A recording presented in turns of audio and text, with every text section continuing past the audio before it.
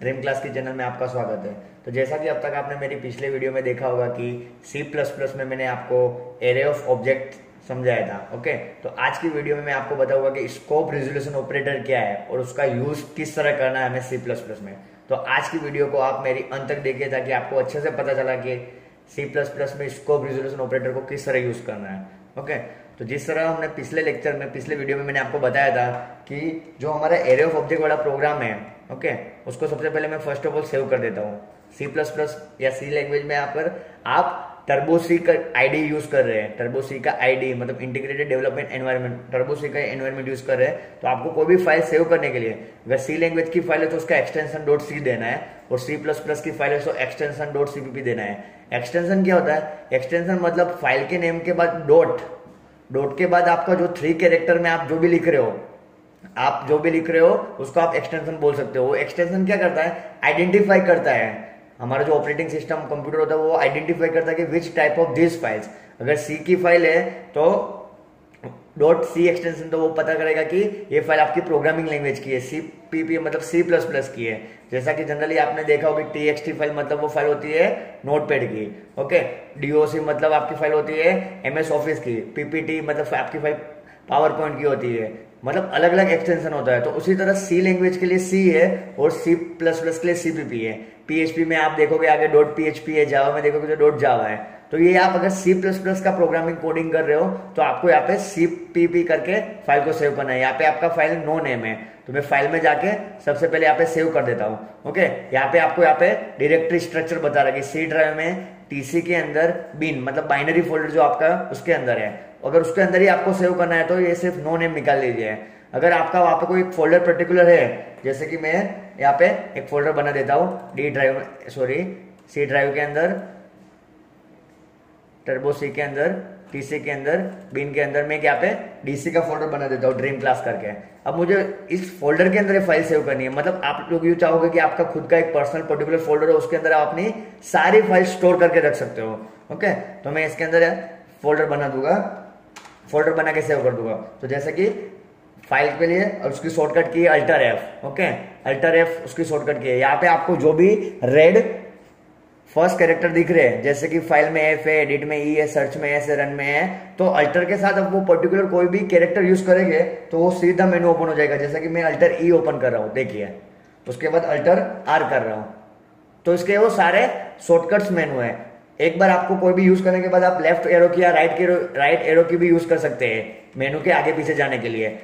ये generally turbo सी के environment में इस तरह है। ओके, मुझे क्या करना है, फाइल को सेव करनी है तो मैं Alt+F करके फाइल में न्यू ओपन और सेव, जो आपके MS ऑफिस में जो भी सिंपली मेन्यू है उसी तरह इसमें भी कुछ मेनू दिए है, न्यू, ओपन, सेव, जिस तरह एडिट में कट, कॉपी, पेस्ट। ओके, तो मुझे फाइल सेव करनी है। अब यहाँ पे मैंने बिन के अंदर एक मेरा DC नाम का फोल्डर बनाया था। ओके, अगर आप बिन में ही सेव कर रहे हो तो यहाँ पे सिर्फ नो नेम को निकाल के आपका फाइल का नेम सेव कर दीजिए। लेकिन याद रखने का, अगर आप C++ में प्रोग्रामिंग कर रहे हो तो आपको एक्सटेंशन .cpp रखना होगा। ओके, मैं इसको भी निकाल के पहले मेरे DC वाले फोल्डर में चला जाता हूँ। ओके, अब देखिए उसके अंदर मेरी एक भी फाइल नहीं है। अब मैं यहाँ पे सिंपली यहाँ पे लिख देता हूँ एरे ऑफ ऑब्जेक्ट, जो भी हमारा लास्ट वाला प्रोग्राम था,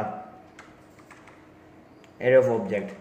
या फिर अगर आपको दूसरा कुछ लिखना है, स्कोप रिजोल्यूशन, तो आप उसको वो लिखिए।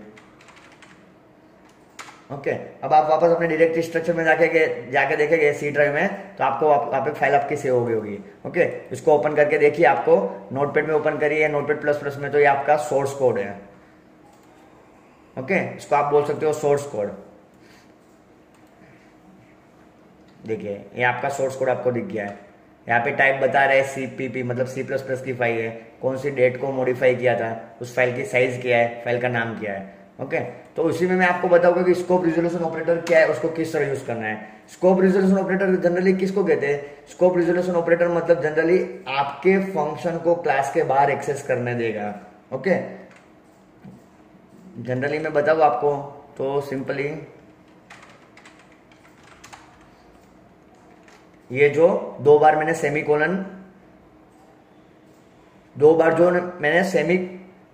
कोलन किया है, सेमीकोलन नहीं, सेमीकोलन जनरली अल्पविराम होता है। ओके, 2 बार जो मैं कोलन की साइन कर रहा हूं, ओके, फर्स्ट कोलन उसके बाद तुरंत ही सेकंड कोलम, उसको आप बोल सकते हो scope resolution operator.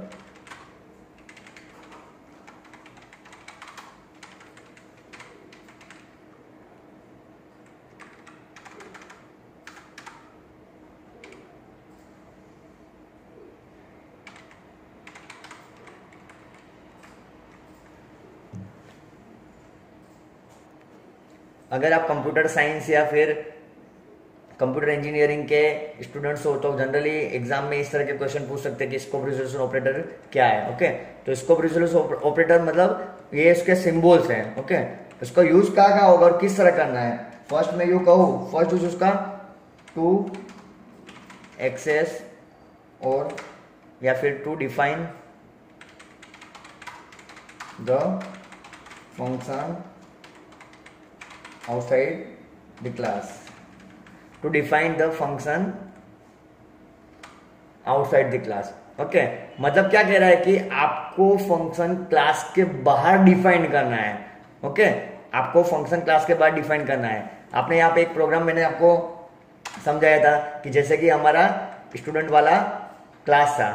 Okay, student वाला क्लास था, उस स्टूडेंट वाले क्लास में हमने जो भी फंक्शंस डिक्लेयर डिफाइन किए थे वो देखिए यहाँ पे क्लास के अंदर है।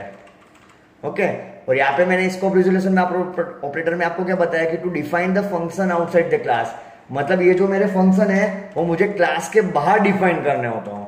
ओके, तो आप स्कोप रिजोल्यूशन का ऑपरेटर का यूज कर सकते हैं। आप किस तरह कर सकते हैं, चलिए मैं आपको प्रैक्टिकली बताता हूँ। फर्स्ट ऑफ ऑल, अगर आपको कोई भी फंक्शन क्लास के बाहर डिफाइन करना हो तो उसकी रिक्वायरमेंट क्या होगी, उस फंक्शन को आपको सबसे पहले क्लास के अंदर डिक्लेयर करना होगा। ओके, अगर आपको सी लैंग्वेज में अच्छे से function user defined function create करना आता है, कोई मतलब यूजर डिफाइंड फंक्शन क्रिएट करने के 3 स्टेप्स है। Okay, first of all function की हमें प्रोटोटाइप बनानी पड़ेगी। प्रोटोटाइप मतलब फंक्शन को डिक्लेयर करना पड़ेगा। सेकंड, उस फंक्शन को डिफाइन करना पड़ेगा। थर्ड ऑफ ऑल, उस फंक्शन को डिफाइन करने के बाद टू कॉल द फंक्शन, उस फंक्शन को कॉल करना होगा। तो वही हमें अप्रोच यहाँ पे यूज करना है। यहाँ पे मुझे उस फंक्शन की प्रोटोटाइप मतलब जो भी फंक्शन आपको क्लास के बाहर डिफाइन करना है उसको यहाँ पे फर्स्ट ऑफ ऑल आप डिक्लेयर कर दीजिए। तो जैसे कि मैं void get data, हमारा जो भी फंक्शन का नाम था उसको मैंने डिफाइन कर दिया यहाँ पे सेम नेम से। ओके, क्योंकि इसी नेम से मुझे बाद में कॉल करना है, तो इस पार्ट को मैं कमेंट मार देता हूँ। ओके, सी जिस तरह सी लैंग्वेज में कमेंट थी उसी तरह C++ में भी कमेंट है। There are 2 types of comment in C and C++, single line comment and multi line comment. Okay, तो मैं इस पूरे पोर्शन को मल्टी लाइन कमेंट कर देता हूँ। ओके, void get data है। ओके, अब ये गेट अगर आपको उसको रिमूव करना तो इस पोर्शन को आप रिमूव भी कर सकते हैं। ओके, फर्स्ट ऑफ ऑल मैंने यहाँ पे डिक्लेयर कर दिया है। अब ये जो गेट डेटा वाला फंक्शन आपने डिक्लेयर किया ना, तो जब भी यहाँ पे जब भी क्लास का ऑब्जेक्ट उस फंक्शन को कॉल करने जाएगा तो वो यहाँ पे आएगा क्लास के अंदर। क्लास के अंदर गेट डेटा में आया। अब गेट डेटा में आने के बाद उसको यहाँ पे सिर्फ डिक्लेरेशन नहीं मिल रहा है, उसकी प्रोटोटाइप ही मिल रही है। उसका बिहेवियर मतलब उसको डिफाइन वो फंक्शन करना क्या चाह रहा है वो नहीं मिल रहा है। ओके, तो उसको जैसे क्लास के बाहर स्कोप रिजोल्यूशन ऑपरेटर से डिफाइन करना पड़ेगा। तो उसकी सिंटेक्स क्या है, जनरली फंक्शन की रिटर्न टाइप क्या थी, void। ओके, उसके बाद फंक्शन की रिटर्न टाइप क्या थी, void। उसके बाद हमारे क्लास का नेम क्या है, स्टूडेंट। देखिए स्कोप रिजोल्यूशन ऑपरेटर की सिंटेक्स थोड़ी डिफरेंट है। फर्स्ट ऑफ ऑल हमारे फंक्शन की रिटर्न टाइप मतलब फंक्शन वैल्यू क्या रिटर्न कर रहा था, यहाँ पे गेट डेटा वाला जो भी आप फंक्शन क्लास के बाद डिफाइन करना चाह रहे हो। तो void गेट डेटा है, तो void मतलब एम्प्टी नल, तो मेरी फंक्शन की रिटर्न टाइप यहाँ पे void रहेगी। उसके बाद हमारे क्लास का नेम, तो क्लास का नाम स्टूडेंट था, ये आ गया हमारा स्कोप रिजोल्यूशन ऑपरेटर। 2 बार मैंने कॉलन किया। उसके बाद आपका जो फंक्शन का नाम था, यहाँ पे मेरे पास गेट डेटा वाला फंक्शन है। ओके, तो गेट डेटा वाला फंक्शन का नाम मैं यहाँ पे लिख देता हूँ। ओके, यहाँ पे गेट डेटा वाला फंक्शन का नाम मैंने लिख दिया। ओके, अब इसके अंदर आपको कर्ली ब्रैकेट ओपन और क्लोज मतलब उस ब्लॉक में आपको स्पेसिफाई करना है कि आपके फंक्शन क्या करना चाह रहा है। तो ये जो पूरा मेरा कोड है, enter the roll number, cout में, फिर सी इन में रोल नंबर की वैल्यू यूजर के पास इनपुट ले रहा हूँ, again cout, enter the marks cin. तो ये पूरा कोड यहाँ से रिमूव करके मतलब जो भी डिलीट या रिमूव करना हो आपको, तो यहाँ से रिमूव करके मैंने यहाँ पे सिंपली इंक्लूड कर दिया है।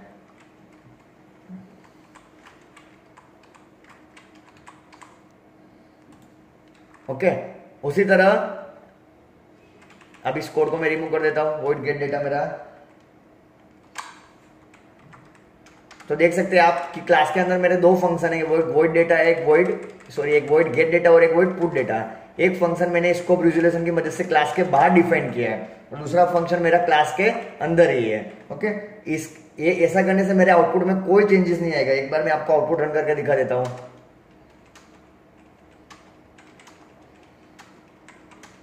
जैसा कि हमने पिछले प्रोग्राम में देखा था, एरे ऑफ ऑब्जेक्ट से हमने टेबुलर फॉर्मेट में डेटा प्रिंट करवाए थे। देखिए, nothing to change in your output. Okay, अब यहाँ पे देखिए, ये जिस तरह आपने फंक्शन को डिक्लेयर किया था गेट डेटा, उसी तरह सेम पुट डेटा भी कर सकते हैं। ओके, तो यहां से मैं उसकी प्रोटोटाइप डिक्लेयर कर देता हूं, put data. Okay, void put data. इतना पोर्शन मुझे क्या चाहिए, क्लास के बाहर।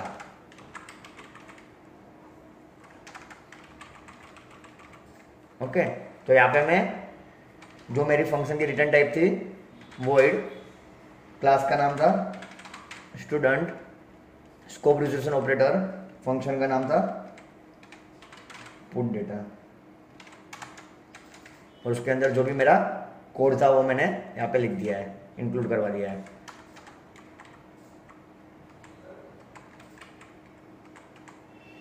ओके, तो आप देख सकते हैं कि किस तरह हमारे स्कोप रिजोल्यूशन ऑपरेटर वर्क कर रहा है। इससे आपके क्लास का जो स्ट्रक्चर होगा वो एकदम वेल स्ट्रक्चर होगा, आपका जो भी कोडिंग होगा वो वेल मैनर्ड कोडिंग होगा। क्योंकि मतलब आपने आपके क्लास के अंदर से, जैसे कि क्लास की अगर आपने डेफिनेशन पढ़ी होगी, class consist only data member and member function, तो वही वर्क यहाँ पे कर रहा है। क्लास के अंदर आपके डेटा मेंबर्स तो है, इंटीजर, रोल नंबर, मार्क्स। अगर आप मार्क्स को सेपरेट डिक्लेयर ना करना चाह रहे हो तो आप यहीं पे डिक्लेयर कर सकते हो। उसके बाद आपके क्लास के अंदर दो डेटा मेंबर फंक्शन है। ओके, उसको स्कोप रिजोल्यूशन ऑपरेटर की मदद से मैंने क्लास के बाद डिफाइन कर दिया है। तो एक ये फर्स्ट यूज था स्कोप रिजोल्यूशन ऑपरेटर का। तो ये आप देख सकते हैं कि किस तरह वेल मैनर और वेल स्ट्रक्चर हमारा सी प्लस प्लस का प्रोग्राम रहेगा। तो स्कोप रिजोल्यूशन के और भी कुछ यूज है, जैसे कि ये मैंने आपको बेसिक इसका फर्स्ट यूज समझाया था। ओके, तो उसके और भी हम स्कोप रिजोल्यूशन को अलग अलग तरीके से यूज कर सकते हैं। जैसे कि एक क्लास के अंदर एक वेरिएबल का आपका सेम नेम और आपका लोकल वेरिएबल सेम और आपका जो ग्लोबल वेरिएबल उसका भी नाम सेम हो, तभी भी आप स्कोप रिजोल्यूशन ऑपरेटर यूज कर सकते हो। स्टैटिक मेंबर फंक्शन को एक्सेस करने के लिए भी स्कोप रिजोल्यूशन ऑपरेटर का यूज कर सकते हो। तो ये हमारा बेसिक फर्स्ट यूज था। ओके, तो उसके जो दूसरे यूसेज है वो मैं आपको आने वाली वीडियो में डिटेल में समझाऊंगा। अगर मेरी वीडियो पसंद आई हो तो आप वीडियो को लाइक करिए, शेयर करिए और सब्सक्राइब करना ना भूलिए। और अगर आप नए यूजर हो और अब तक आपने मेरी वीडियो को सब्सक्राइब ना किए हो हमारी चैनल को, तो आप सब्सक्राइब करिए, तो इसी तरह की आपको आने वाली सारी नोटिफिकेशन आपको मिलती रहे। धन्यवाद।